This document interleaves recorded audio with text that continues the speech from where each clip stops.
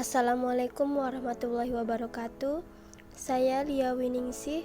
Saya dari manajemen 5 Rek B.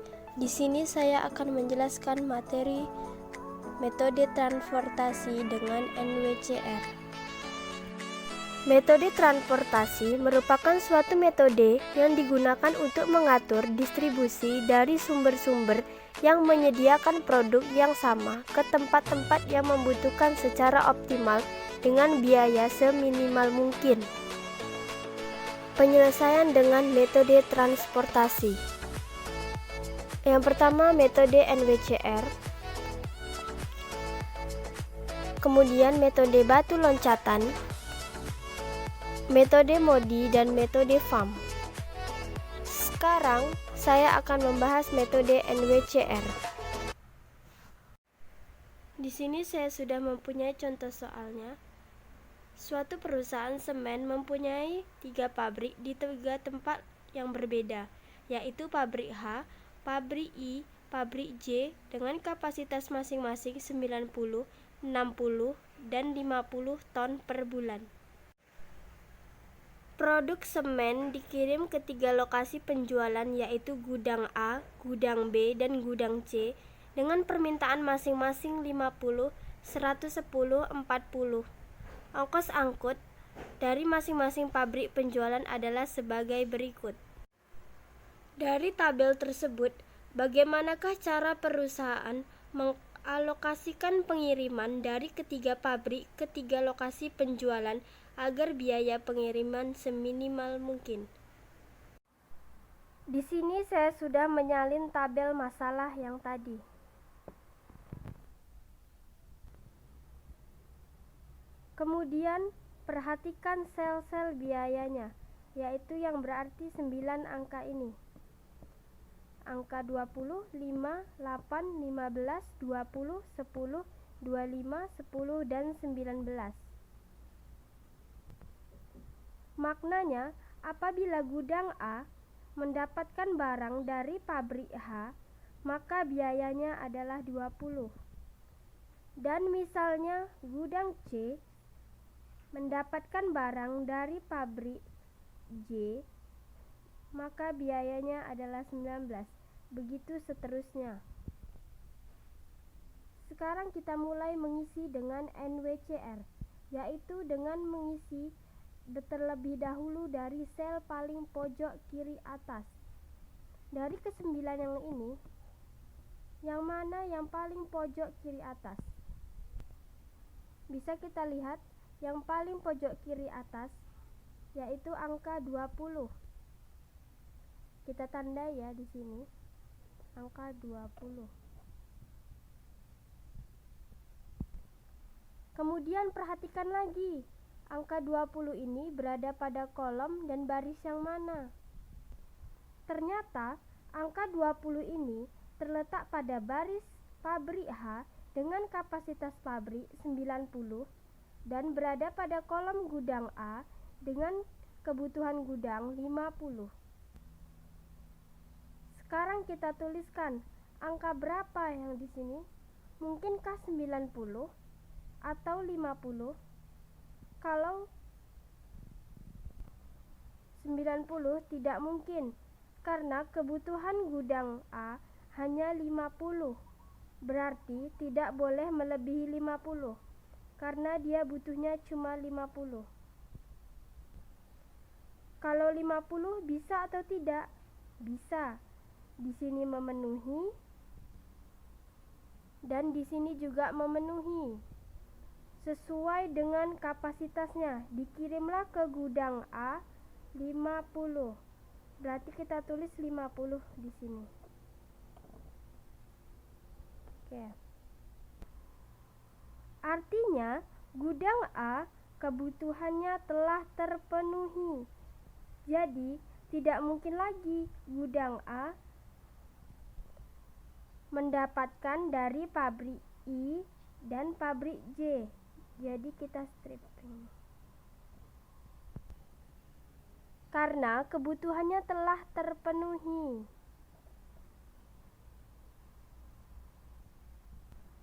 Oke, kolom yang ini sekarang kita abaikan. karena sudah terpenuhi untuk gudang A. Selanjutnya kita ulang lagi aturannya, yaitu dimulai dari pojok kiri atas. Dari angka-angka yang belum terpakai, ada 6 angka. Dari 6 ini, pilihlah yang paling pojok kiri atas, berarti angka 5. Kita lingkari sini ya. Kita isi dengan angka berapa? Kita perhatikan dulu. Angka 5 ini berada pada kolom mana dan baris yang mana? Ternyata angka 5 ini berada pada baris pabrik H dengan kapasitas pabrik 90 dan berada pada kolom gudang B dengan kebutuhan gudang 110. Apakah dia diisi dengan 110? Apa mungkin 90? Tidak mungkin, karena pabrik H tadi telah mengirim 50 ke gudang A. Artinya sisa barangnya tinggal 40. Berarti kita kirimnya 40. Kita tulis di sini 40. Kan kebutuhan gudang B itu 110. Jadi gimana biar 110? Bisa jadi nanti dia dapat dari pabrik yang lainnya. Perhatikan lagi untuk pabrik H. Kapasitas pabriknya 90. Sudah dikirim ke gudang A 50 dan ke gudang B 40. Berarti kapasitasnya telah habis. Tidak mungkin lagi akan mengirim ke gudang C. Jadi kita strip. Selanjutnya, berarti angkanya tinggal 4. Kita ulang lagi aturannya, yaitu dari pojok kiri atas. Di antara 4 angka ini, berarti angka 20 yang paling pojok kiri atas. Kita tandai. Angka 20 ini berada pada baris pabrik I dengan kapasitas pabrik 60 dan berada pada kolom gudang B dengan kebutuhan gudang 110. Kita isi dengan berapa? Kita isi 60 bisa enggak? Bisa ya, karena pabrik I itu kapasitasnya 60 dan belum mengirim kemana-mana. Berarti kita tulis 60 di sini. Kita hitung. Gudang B itu kebutuhannya 110. Udah terpenuhi berapa?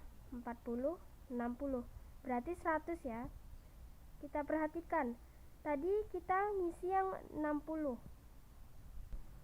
Tadi kita ngisi yang ini 60. Yaitu gudang B, kebutuhan gudangnya 110 dan pabrik I dengan kapasitas pabriknya 60. Sekarang telah terpenuhi. Jadi kapasitas pabrik ini telah dipakai ke gudang B. Artinya pabrik I tidak akan mungkin lagi mengirim untuk ke gudang C. Jadi kita strip di sini. Berarti sekarang angka kita tinggal 2 ya. Pilihlah yang sebelah kiri atas. Angkanya ini kan sejajar, berarti pilih yang paling pojok kiri, yaitu angka 10.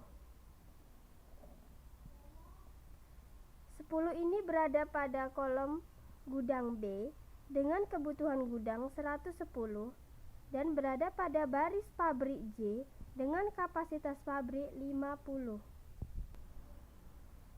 Apakah kebutuhan gudang B sudah terpenuhi? Baru 40, 60 berarti baru 100 ya. Berarti kurang 10 lagi. Berarti dia dapat dari sini. Agar 110. Oke, kita tulis 10 di sini. Berarti 40, 60, 10. Kan 110. Artinya kebutuhan gudang B telah terpenuhi. Berarti kapasitas pabrik J kan 50, baru terpakai 10, sisanya 40. Berarti dia mengirim ke gudang C 40. Kita tulis di sini 40.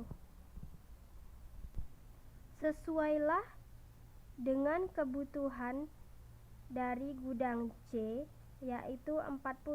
Artinya telah terpenuhi.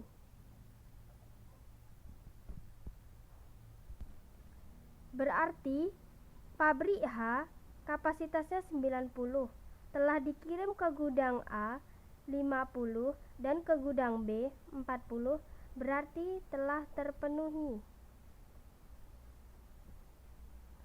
Kemudian pabrik I dengan kapasitasnya 60 telah dikirim ke gudang B 60, artinya kapasitasnya terpenuhi. Dan yang terakhir, pabrik J dengan kapasitas 50 telah dikirim 10 ke gudang B dan 40 ke gudang C, artinya kapasitasnya telah terpenuhi. Sekarang kita buat kesimpulannya. Gudang A mendapatkan dari pabrik H, kemudian gudang B mendapatkan dari pabrik H, I, dan J. Sekarang kita tuliskan kesimpulannya. Gudang A mendapatkan kebutuhannya dari pabrik H ada 50 dengan ongkos pengirimannya 20. Jadi ini hasil penjumlahannya. Kemudian gudang B kebutuhannya sebanyak 110 dipenuhi dari pabrik H 40 dikali 5. Ini hasilnya. Kemudian dia juga dari pabrik I dikirim 60 dengan biaya pengirimannya 20. Ini hasilnya. Kemudian gudang B mendapatkan dari pabrik J 10 dengan biaya pengirimannya 10 dan dikalikan, ini hasilnya.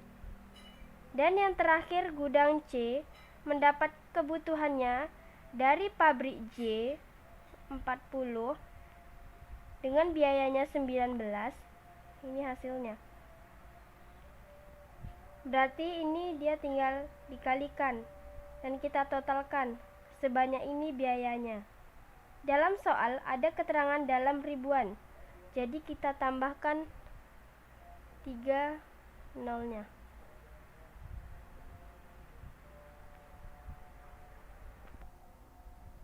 Oke, sekian pembahasan dari saya. Mohon maaf atas segala kekurangan saya.